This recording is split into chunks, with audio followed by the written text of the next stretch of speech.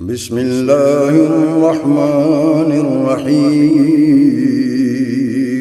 شروع اللہ کے نام سے جو بڑا مہربان نہایت رحم والا ہے۔ البقرہ، نام اور وجہ تسمیہ۔ اس سورہ کا نام بقرہ اس لیے ہے کہ اس میں ایک جگہ گائے کا ذکر آیا ہے۔ قرآن مجید کی ہر سورہ میں اس قدر وسیع مضامین بیان ہوئے ہیں کہ ان کے لیے مضمون کے لحاظ سے جامع عنوانات تجویز نہیں کیے جا سکتے۔ عربی زبان اگرچہ اپنی لغت کے اعتبار سے نہایت مالدار ہے، مگر بہرحال ہے تو انسانی زبان ہی۔ انسان جو زبانیں بھی بولتا ہے وہ اس قدر تنگ اور محدود ہیں کہ وہ ایسے الفاظ یا فقرے فراہم نہیں کر سکتی جو ان وسیع مضامین کے لیے جامع عنوان بن سکتے ہوں۔ اس لیے نبی صلی اللہ علیہ وسلم نے اللہ تعالیٰ کی رہنمائی سے قرآن کی بیشتر صورتوں کے لیے عنوانات کی بجائے نام تجویز فرمائے جو محض علامت کا کام دیتے ہیں۔ اس لیے سورہ کو بقرہ کہنے کا مطلب یہ نہیں ہے کہ اس میں گائے کے مسئلے پر بحث کی گئی ہے، بلکہ اس کا مطلب صرف یہ ہے کہ وہ سورہ جس میں گائے کا ذکر آیا ہے۔ زمانہ نزول۔ اس سورت کا بیشتر حصہ ہجرت مدینہ کے بعد مدنی زندگی کے بالکل ابتدائی دور میں نازل ہوا ہے، اور کمتر حصہ ایسا ہے جو بعد میں نازل ہوا اور مناسبت مضمون کے لحاظ سے اس میں شامل کر دیا گیا۔ حتیٰ کہ سود کی ممانعت کے سلسلے میں جو آیات نازل ہوئی ہیں وہ بھی اس میں شامل ہیں، حالانکہ وہ نبی صلی اللہ علیہ وسلم کی زندگی کے بالکل آخری زمانے میں اتری تھی۔ سورہ کا خاتمہ جن آیات پر ہوا ہے وہ ہجرت سے پہلے مکے میں نازل ہو چکی تھی، مگر مضمون کی مناسبت سے ان کو بھی اسی صورت میں ضم کر دیا گیا ہے۔ شان نزول۔ اس صورت کو سمجھنے کے لیے پہلے اس کا تاریخی پس منظر اچھی طرح سمجھ لینا چاہیے۔ ایک، ہجرت سے قبل جب تک مکے میں اسلام کی دعوت دی جاتی رہی، خطاب بیشتر مشرکین عرب سے تھا جن کے لیے اسلام کی آواز ایک نئی اور غیر مانوس آواز تھی۔ اب ہجرت کے بعد سابقہ یہودیوں سے پیش آیا جن کی بستیاں مدینے سے بالکل متصل ہی واقع تھیں۔ یہ لوگ توحید، رسالت، وحی، آخرت اور ملائکہ کے قائل تھے، اس ضابطۂ شرعی کو تسلیم کرتے تھے جو خدا کی طرف سے ان کے نبی موسیٰ علیہ السلام پر نازل ہوا تھا، اور اصولاً ان کا دین وہی اسلام تھا جس کی تعلیم حضرت محمد صلی اللہ علیہ وسلم دے رہے تھے۔ لیکن صدیوں کے مسلسل انحطاط نے ان کو اصل دین سے بہت دور ہٹا دیا تھا۔ اس وقت حضرت موسیٰ کو گزرے ہوئے تقریباً 19 صدیاں گزر چکی تھی۔ اسرائیلی تاریخ کے حساب سے حضرت موسیٰ علیہ السلام نے 1272 قبل مسیح میں وفات پائی، اور نبی صلی اللہ علیہ وسلم 610 بعد مسیح میں منصب نبوت پر سرفراز ہوئے۔ ان کے عقائد میں بہت سے غیر اسلامی عناصر کی آمیزش ہو گئی تھی جن کے لیے تورات میں کوئی سند موجود نہ تھی۔ ان کی عملی زندگی میں بکثرت ایسے رسوم اور طریقے رواج پا گئے تھے جو اصل دین میں نہ تھے اور جن کے لیے تورات میں کوئی ثبوت نہ تھا۔ خود تورات کو انہوں نے انسانی کلام کے اندر خلط ملط کر دیا تھا، اور خدا کا کلام جس حد تک لفظاً یا معناً محفوظ تھا اس کو بھی انہوں نے اپنی منمانی تعویلوں اور تفسیروں سے مسخ کر رکھا تھا۔ دین کی حقیقی روح ان میں سے نکل چکی تھی، اور ظاہری مذہبیت کا محض ایک بے جان ڈھانچہ باقی تھا جس کو وہ سینے سے لگائے ہوئے تھے۔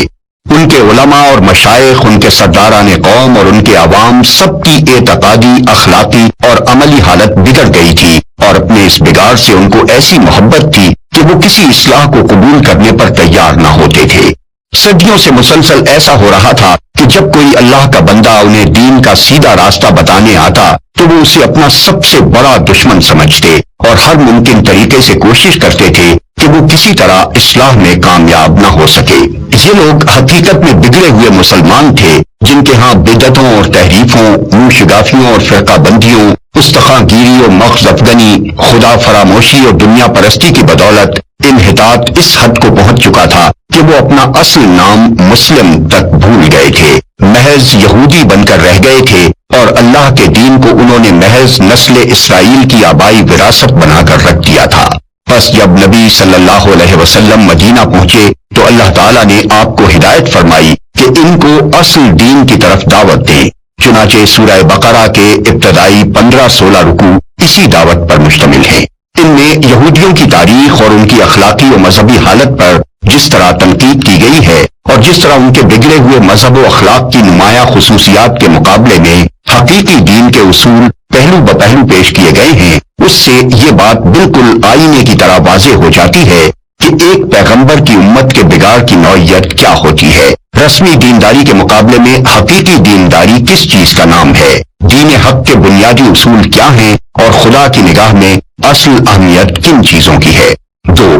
مدینہ پہنچ کر اسلامی دعوت ایک نئے مرحلے میں داخل ہو چکی تھی۔ مکہ میں تو معاملہ صرف اصول دین کی تبلیغ اور دین قبول کرنے والوں کی اخلاقی تربیت تک محدود تھا، مگر جب ہجرت کے بعد عرب کے مختلف قبائل کے وہ سب لوگ جو اسلام قبول کر چکے تھے ہر طرف سے سمٹ کر ایک جگہ جمع ہونے لگے اور انصار کی مدد سے ایک چھوٹی سی اسلامی ریاست کی بنیاد پڑ گئی، تو اللہ تعالیٰ نے تمدن، معاشرت، معیشت، قانون اور سیاست کے متعلق بھی اصولی ہدایات دینی شروع کی اور یہ بتایا کہ اسلام کی اساس پر یہ نیا نظام زندگی کس طرح تعمیر کیا جائے۔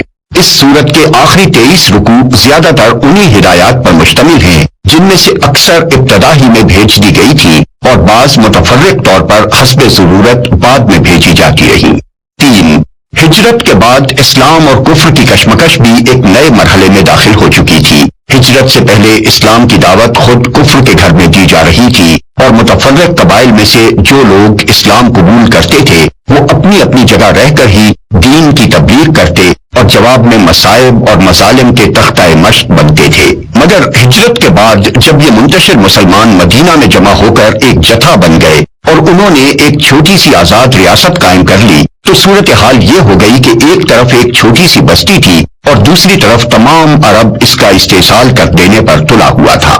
اب اس مٹھی بھر جماعت کی کامیابی کا ہی نہیں بلکہ اس کے وجود و بقا کا انحصار بھی اس بات پر تھا کہ اولاً وہ پورے جوش و خروش کے ساتھ اپنے مسلک کی تبلیغ کر کے زیادہ سے زیادہ لوگوں کو اپنا ہم عقیدہ بنانے کی کوشش کرے، ثانیاً وہ مخالفین کا برسر باطل ہونا اس طرح ثابت و مبرہن کر دے کہ کسی ذی عقل انسان کو اس میں شبہ نہ رہے، ثالثاً بے خانمہ ہونے اور تمام ملک کی عداوت و مزاحمت سے دوچار ہونے کی بنا پر فقر و فاقہ اور ہمہ وقت بے امنی اور بے اطمینانی کی جو حالت ان پر طاری ہو گئی تھی اور جن خطرات میں وہ چاروں طرف سے گھر گئے تھے ان میں وہ ہراساں نہ ہوں بلکہ پورے صبر و ثبات کے ساتھ ان حالات کا مقابلہ کریں اور اپنے عزم میں ذرا تزلزل نہ آنے دیں۔ رابعاً وہ پوری دلیری کے ساتھ ہر اس مسلح مزاحمت کا مسلح مقابلہ کرنے کے لیے تیار ہو جائیں جو ان کی دعوت کو ناکام کرنے کے لیے کسی طاقت کی طرف سے کی جائے اور اس بات کی ذرا پرواہ نہ کریں کہ مخالفین کی تعداد اور ان کی مادی طاقت کتنی زیادہ ہے۔ خامساً ان میں اتنی ہمت پیدا کی جائے کہ اگر عرب کے لوگ اس نئے نظام کو جو اسلام قائم کرنا چاہتا ہے فہمائش سے قبول نہ کریں تو انہیں جاہلیت کے فاسد نظام زندگی کو بزور مٹا دینے میں بھی تامل نہ ہو۔ اللہ تعالیٰ نے اس صورت میں ان 5 امور کے متعلق ابتدائی ہدایات دی ہیں۔ 4. دعوت اسلامی کے اس مرحلے میں ایک نیا عنصر بھی ظاہر ہونا شروع ہو گیا تھا اور یہ منافقین کا عنصر تھا۔ اگرچہ نفاق کے ابتدائی آثار مکہ کے آخری زمانے میں بھی نمایاں ہونے لگے تھے مگر وہاں صرف اس قسم کے منافق پائے جاتے تھے جو اسلام کے برحق ہونے کے تو معترف تھے اور ایمان کا اقرار بھی کرتے تھے لیکن اس کے لیے تیار نہ تھے کہ اس حق کی خاطر اپنے مفاد کی قربانی اور اپنے دنیاوی تعلقات کا انقطاع اور ان مصائب و شدائد کو بھی برداشت کر لیں جو اس مسلک کے حق کو قبول کرنے کے ساتھ ہی نازل ہونے شروع ہو جاتے تھے۔ مدینہ پہنچ کر اس قسم کے منافقین کے علاوہ چند اور قسموں کے منافق بھی اسلامی جماعت میں پائے جانے لگے۔ ایک قسم کے منافق وہ تھے جو قطعاً اسلام کے منکر تھے اور محض فتنہ برپا کرنے کے لیے جماعت مسلمین میں داخل ہو جاتے تھے۔ دوسری قسم کے منافق وہ تھے جو اسلامی جماعت کے دائرہ اقتدار میں گھر جانے کی وجہ سے اپنا مفاد اسی میں دیکھتے تھے کہ ایک طرف مسلمانوں میں بھی اپنا شمار کرائیں اور دوسری طرف مخالفین اسلام سے بھی ربط رکھیں تاکہ دونوں طرف کے فوائد سے متمتع ہوں اور دونوں طرف کے خطرات سے محفوظ رہیں۔ تیسری قسم ان لوگوں کی تھی جو اسلام اور جاہلیت کے درمیان متردد تھے۔ انہیں اسلام کے برحق ہونے پر کامل اطمینان نہ تھا مگر چونکہ ان کے قبیلے یا خاندان کے بیشتر لوگ مسلمان ہو چکے تھے اس لیے یہ بھی مسلمان ہو گئے تھے۔ چوتھی قسم میں وہ لوگ شامل تھے جو امر حق ہونے کی حیثیت سے تو اسلام کے قائل ہو چکے تھے مگر جاہلیت کے طریقے اور اوہام اور رسمیں چھوڑنے اور اخلاقی پابندیاں قبول کرنے اور فرائض اور ذمہ داریوں کا بار اٹھانے سے ان کا نفس انکار کرتا تھا۔ سورہ بقرہ کے نزول کے وقت ان مختلف اقسام کے منافقین کے ظہور کی محض ابتدا تھی، اس لیے اللہ تعالیٰ نے ان کی طرف صرف اجمالی اشارات فرمائے ہیں۔ بعد میں جتنی ان کی صفات اور حرکات نمایاں ہوتی گئیں، اسی قدر تفصیل کے ساتھ بعد کی صورتوں میں ہر قسم کے منافقین کے متعلق ان کی نوعیت کے لحاظ سے الگ الگ ہدایات بھیجی گئیں۔